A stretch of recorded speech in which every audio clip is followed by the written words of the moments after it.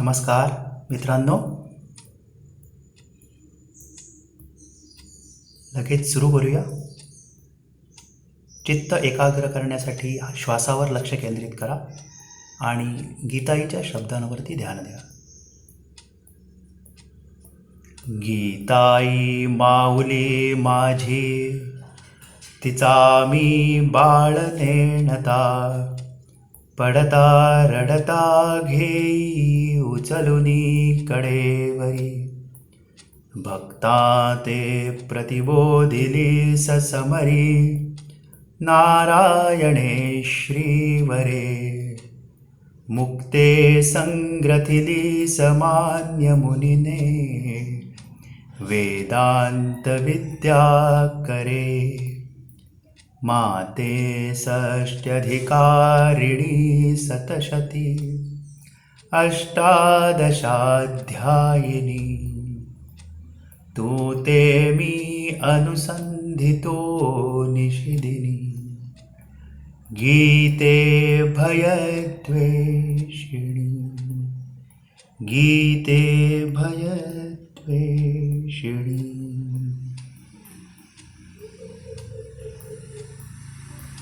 गीतेतील शहाणपण भाग 8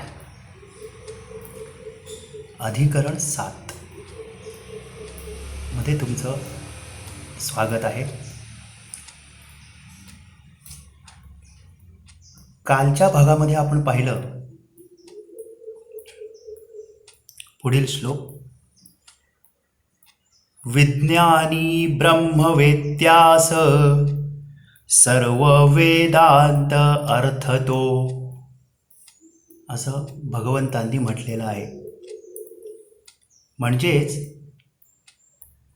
प्रयोगसिद्ध अनुभवाने मिळालेलं ज्ञान ज्याच्याकडे आहे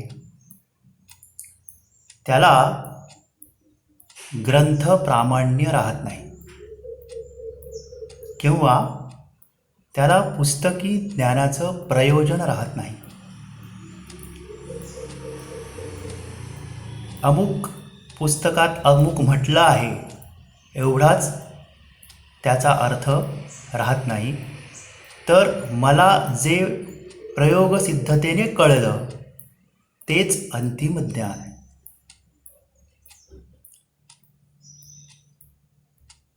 पुढे शेवटचा श्लोक त्यांनी म्हटला होता. श्रवणे भ्रमली बुद्धी, तुझी लाभुनी निश्चय. स्थिरावेल समाधीत, तेव्हा भेटेल योग तो. बुद्धी स्थिर करणे हे अंतिम उद्दिष्ट. बुद्धीमध्ये समत्व आणणे हे अंतिम उद्दिष्ट भगवंतांनी अर्जुनाला सांगितलं. आता आपण अधिकरण 7 कडे वळतोय.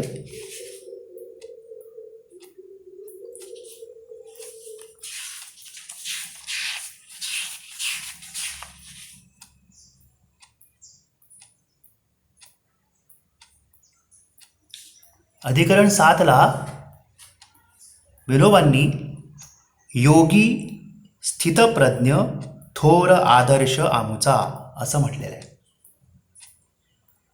योगी स्थितप्रज्ञ थोर आदर्श आमुचा असं आपल्या या ठिकाणी म्हटलेलं आहे. थोडासा आजच्या परिस्थितीचा आढावा घेतला तर आपल्या लक्षात असं येतं की कन्झ्युमरिझमने हे जग आता व्यापलेलं आहे. कन्झ्युमरिझम म्हणजे कन्झ्युम करण्यासाठी अवेलेबल असलेल्या गोष्टींची उपलब्धता अतिशय जास्त प्रमाणात वाढलेली आहे. आता कन्झ्युमरिझम ह्याच्यामध्ये सेंट्रल पॉईंट कोण आहे तर कन्झ्युमर, ग्राहक हा सेंट्रल पॉईंट आहे. ग्राहक म्हणजे कोण? तर आपल्यासारखेच माणसं, ह्युमन बिईंग. बरोबर आहे ना? हा ह्युमन बिईंग जो आहे ना, तो शरीर, मन, बुद्धी यांनी बनलेला आपण पाहतो. आणि त्याचं जे मन आहे, ते मन अतिशय महत्त्वाचं काम ह्या गोष्टीमध्ये करतं. आणि त्यालाच हेरून हे मार्केट स्वतःचं मार्केटिंग स्ट्रॅटेजीज उभारत असतं. मनाचं मानसशास्त्रीयदृष्ट्या एक सुंदर मॉडेल REBT थिअरीनुसार, रॅशनल इमोटिव्ह बिहेवियर थेरपी, या थिअरीनुसार आपल्यासमोर मांडण्यात आलेलं आहे. ते असं की मनुष्याचं शरीर आणि त्याचे व्यापार यामध्ये विचार म्हणजे थॉट, भावना म्हणजे इमोशन्स आणि त्यांच्या परस्पर संयोगातून, विचार आणि भावनांच्या परस्पर गुंतागुंतीच्या अशा योगातून वर्तन घडत असतं. म्हणजे विचार, भावना आणि वर्तन ह्या तिघांना मिळून आपलं जीवन बनलेलं आहे, आपलं व्यक्तिमत्व बनलेलं आहे. आणि जेव्हा ह्या तीनही गोष्टी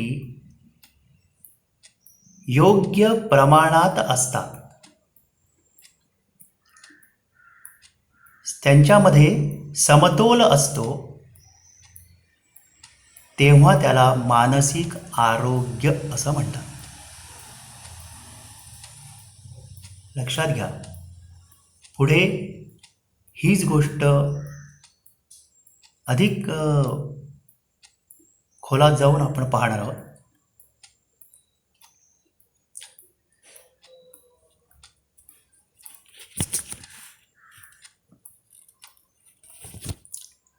तर आपल्याला काय कळलं की मानसिक आरोग्य राखण्यासाठी तिघांचाही समतोल पाहिजे. विचार, भावना आणि वर्तन. आणि ह्या गोष्टीसाठीच गीतेने समत्व बुद्धी असा शब्द वापरलेला आहे. त्यालाच योग बुद्धी असंही म्हटलेलं आहे. आता ही योगबुद्धी साधण्यासाठी, ज्याला आपण म्हणालो की निर्मितीवर तुम्ही लक्ष ठेवलं पाहिजे, त्यात मिळणाऱ्या फळावरती लक्ष न ठेवता एकाग्र झालं पाहिजे. ते फळ मिळालं नाही तरी त्यातून तुम्ही व्यथित होता कामा नये.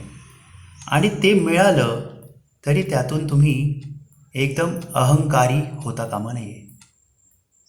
आणि म्हणून फळ सोडून दे, फलाशा सोडून दे, असा संदेश भगवंतानी दिलेला आहे गीतेच्या आत्तापर्यंतच्या आपल्या व्याख्यानामध्ये. आपण हेच वारंवार डिस्कस करत आलो.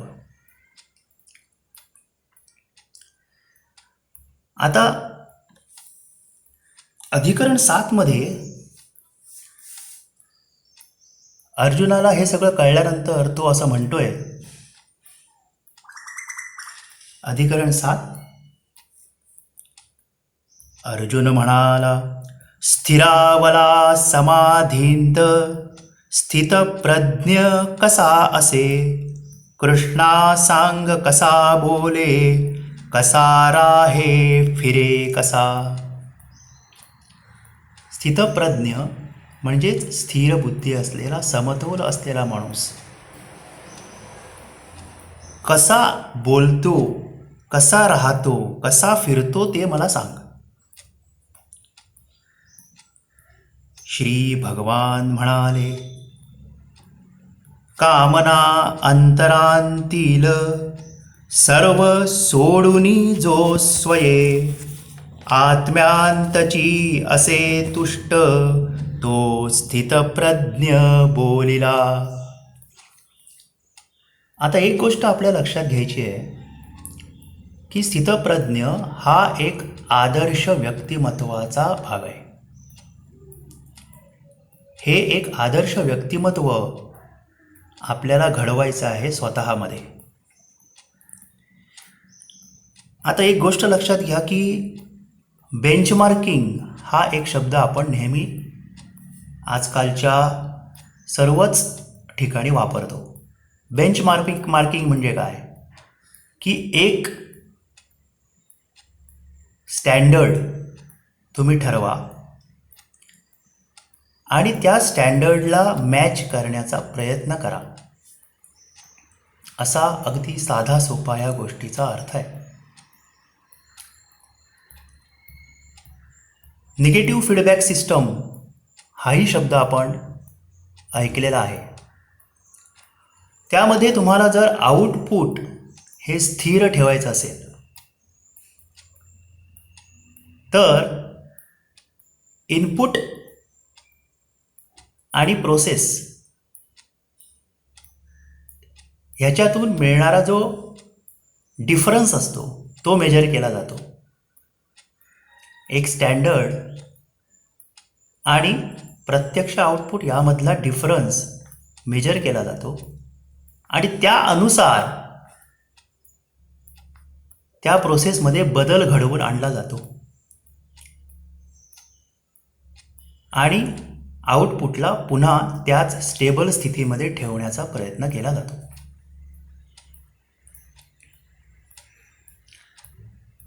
आपण असं म्हणू शकत नाही की स्टँडर्डच नको, बरोबर की नाही? तीच गोष्ट ह्या ठिकाणी लागू होते. आपल्याला सुद्धा एक आदर्श व्यक्ती, एक आदर्श स्थितप्रज्ञ कसा असला पाहिजे हे ह्या ठिकाणी सांगितलेलं आहे आणि त्यानुसार आपण कुठे आहोत हे प्रत्येकाने जज करून त्यामध्ये बदल घडवण्याचा प्रयत्न करायचा आहे. आता आदर्श व्यक्तिमत्व हे का,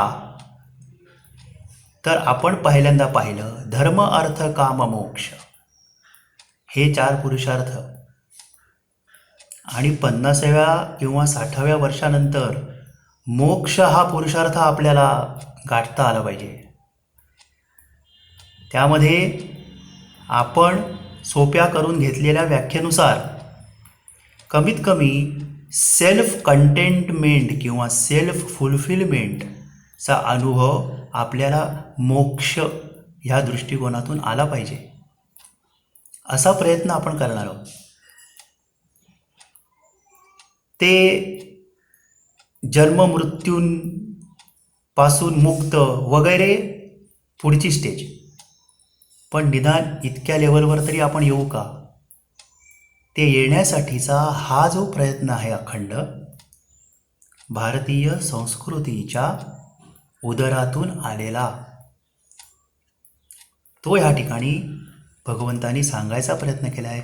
ते स्टँडर्ड काय आहे ते समजून घ्या आणि त्यानुसार स्वतःला जोखत, स्वतःच्या विचारांवरती चिंतन करत, त्यामध्ये बदल घडवत हळूहळू त्या ठिकाणी आपल्याला पोचायचं आहे.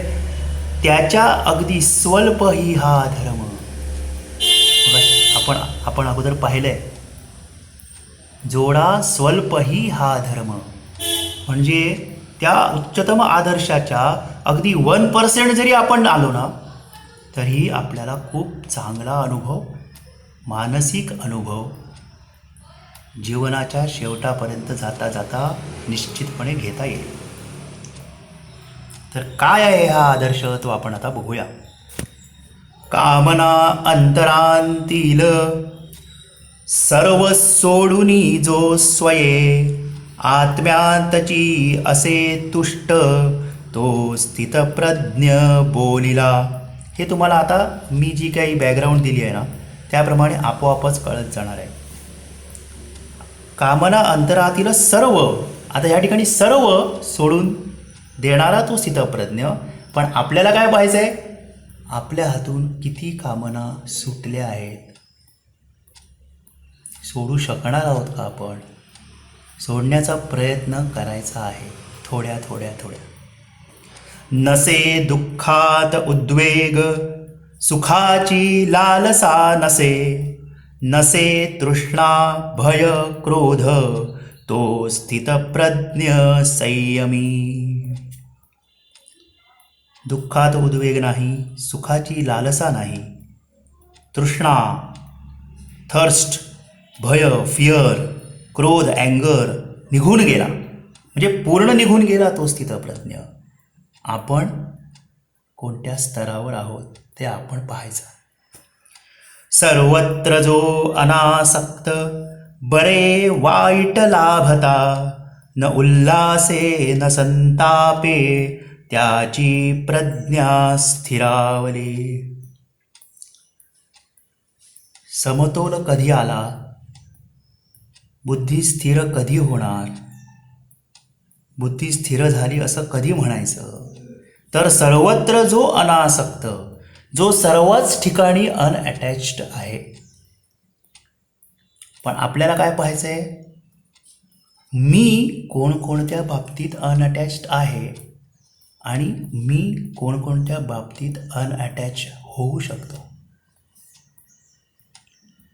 आणि बरं वाईट लाभलं तरीसुद्धा एकदम उल्हसित होत नाही किंवा अतिशय संतापतही नाही. ह्या स्थितीच्या किती जवळ आपण आहोत हे चिंतन आहे, हा शोध आहे. मानसिक बळ कधी मिळणार? जेव्हा चिंतन मानसिक पद्धतीने होईल तेव्हा. घेई ओढुनी संपूर्ण विषयांतुनी इंद्रिये, जसा कासवतो अंगे तेव्हा प्रज्ञा स्थिरावली.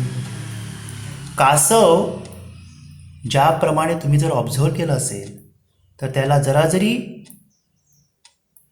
भीती वाटली, काहीतरी अंगावर येतंय, तर तो लगेच आपली सर्व अंग आतमध्ये ओढून घेतो आणि पडून राहतो.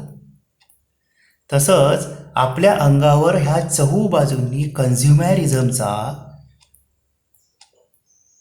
या वस्तूंचा, भोगवैभवांचा जो अटॅक होतोय, त्या अटॅकला नीट पटकन ओळखून आपली स्वतःची इंद्रिय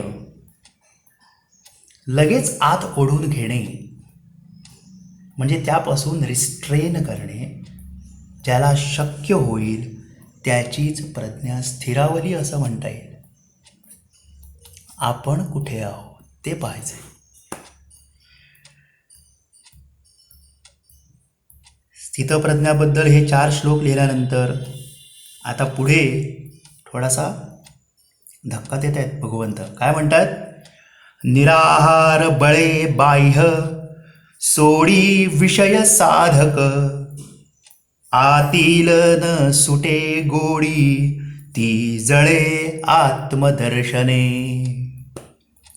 निराहार बळे म्हणजे उपवास करून बळजबरीने कोणत्याही गोष्टीपासून आपण जर दूर राहिलो, साधक दूर राहिला तरी आतील गोडी सुटत नाही. एवढं सोपं नाही आहे. ती गोडी सोडणं एवढं सोपं नाही. ती कशी जळते? ती आत्मदर्शनाने जळते. ह्याला फार फार तर सोपं असं जर म्हणायचं झालं तर इंट्रोस्पेक्शनने ती हळूहळू जाळता येते. कुठली गोडी? जी विषयांच्या बाबतीत आपल्या मनामध्ये आपल्या इंद्रियांना शमवण्यासाठी आपण आपल्यामध्ये जी एक, ज्याला आपण विकार म्हणतो, ती ओढ कमी होत जाते जर आपण इंट्रोस्पेक्शन करत राहिलो तर. करीत असता यत्न ज्ञात्याच्याही मनासही, नेती खेचुनी वेगाने इंद्रिये दांडगी चिकी. ही इंद्रिय शक्ती एवढी जबरदस्त असते की कितीही ज्ञानी झाला, म्हणजे वेदच्या वेद त्याला पाठ आहेत, गीतेवर ज्याने भरपूर लेक्चर्स दिलेले आहेत, गीतेवर सुद्धा ज्यानं भरपूर लेक्चर्स दिलेले आहेत, तरीही त्याची इंद्रिय त्याला कुठे खेचून नेतील हे त्याच्या हातात नसतं. खूप कठीण गोष्ट असते ही. इंद्रिय निग्रहाचं महत्त्व या ठिकाणी विशद केलेलं आहे. इंद्रिय निग्रह महत्त्वाचा आहेच, आणि तो प्रयत्नाने अभ्यासाने साध्य होतो, हेही आपल्याला अनेक संतांनी सांगितलेलं आहे, दाखवून दिलेलं आहे. तरीसुद्धा गीता मात्र हा एक सूचना करून ठेवते. काय म्हणते? करीत असता यत्न ज्ञात्याच्याही मनासही, नेती खेचुनी वेगाने इंद्रिये दांडगी चिकी. त्यांस रोधुनी युक्तीने रहावे मत्परायण, इंद्रिये जिंकिली जाने त्याची प्रज्ञा स्थिरावली.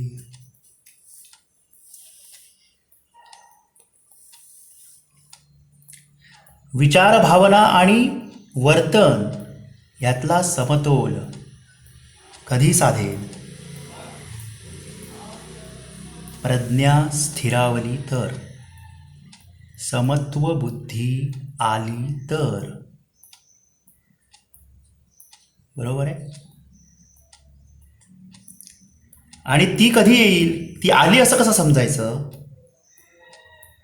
तर ज्याने इंद्रिय जिंकली, म्हणजे विषय आला समोर, जेवणाचं ताट वाढून आलं, तिच्यामध्ये 2 आंबे आहेत, त्या माणसाला माहिती आहे की त्याला डायबिटीज आहे, तरीही त्याची जीभ रस हे जे इंद्रिय आहे, रस हा जो त्याचा अर्थ आहे, आणि हे जीभ हे जे इंद्रिय आहे ते वळवळतं. बरोबर आहे ना? तर ते 2च शिरा खाऊन मी थांबेन असं जो म्हणेल त्याची बुद्धी स्थिरावली.